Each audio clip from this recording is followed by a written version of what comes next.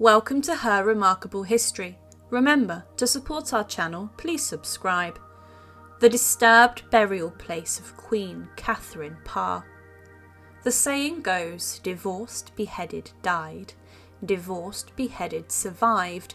But for Katherine Parr, survival was no mean feat. Being married to a notorious king meant that Katherine needed to play the game well.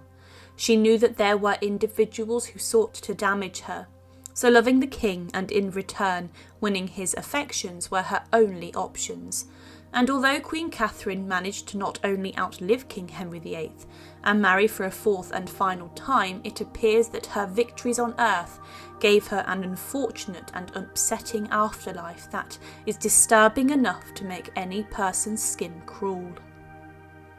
Katherine Parr died in the short days that followed the birth of her daughter, Mary, whom she conceived with her husband Thomas Seymour. Her death has been thought to have been caused from her post-childbirth complications, and Katherine was at the time just 36 years of age. On the 5th of September 1548, at Sudley Castle, the once Queen Consort of England passed away, but her soul was not given the eternal peace that she deserved. Instead, it took 216 years for Katherine's body to finally, safely under her alabaster image, be able to enter into a restful eternity. Katherine was buried within St Mary's Church on the grounds of the castle, but the supposed safety of its walls and the promise of a peaceful afterlife, sadly, did not yet apply to the once Queen of England. The first appalling incident took place in the year 1782, and a Mr. John Lucas, who was living on the land owned by Lord Rivers, decided that he should follow through with his morbid curiosity and disturb her resting place. You see, the church where Katherine lay, as well as the land surrounding it, had fallen into states of ruin in part. Katherine had laid untouched for over 200 years, but Mr. Lucas felt that he should unearth her body and document his findings. He ripped off the top of the coffin and, to his great surprise, found Katherine's body to still be covered in 6 or 7 layers of cere cloth, and her body, in his words, was entire and uncorrupted. The Queen's remains, in layman's terms, did not look as though it had lain for almost 230 years.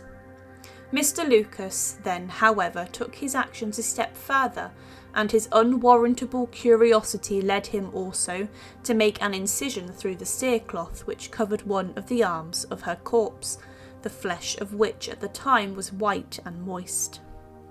Mr. Lucas's actions are thought to be, still to this day, disturbing and unacceptable. Surely just discovering Katherine's coffin would have been enough, but to open it and then disturb her remains in the manner he did, well, that is unforgivable. But for poor Katherine, her eternal rest would be disturbed, not just on this occasion, but 3 times more. The year 1783 found Katherine's remains being dug up once again, and this time not only were the previous inspections redone to satisfy curiosity, but findings discovered that Katherine's body, where it was disturbed the year before, had now started to grow fetid and brown in colour, and as expected of a corpse, the stench was enough to make one of the men rather sick. It was at this point that a stone slab was placed over the top of her coffin to prevent any more disruptions and improper inspections. It is also believed that it was at this point where a cutting of Katherine's hair was taken, a cutting of the dress that she wore was taken, and a tooth was pulled from her mouth. As expected, as we already know, there were 2 more occasions where Katherine Parr was still unable to rest. In 1792, her coffin was dug up by a group of drunks and then reburied upside down. Why this occurred is beyond me, but sadly and horrifically it did. It was then 25 years later that Lord Chandos, the owner of Sudley, decided to move Katherine to a safer tomb, and the exhumation was done by Reverend John Lates, Lates had completed repairs of the chapel, and on the 18th of July 1817, the following notes were made by Edmund T. Brown. After considerable search, the coffin was found bottom upwards in a walled grave, where it had been deposited.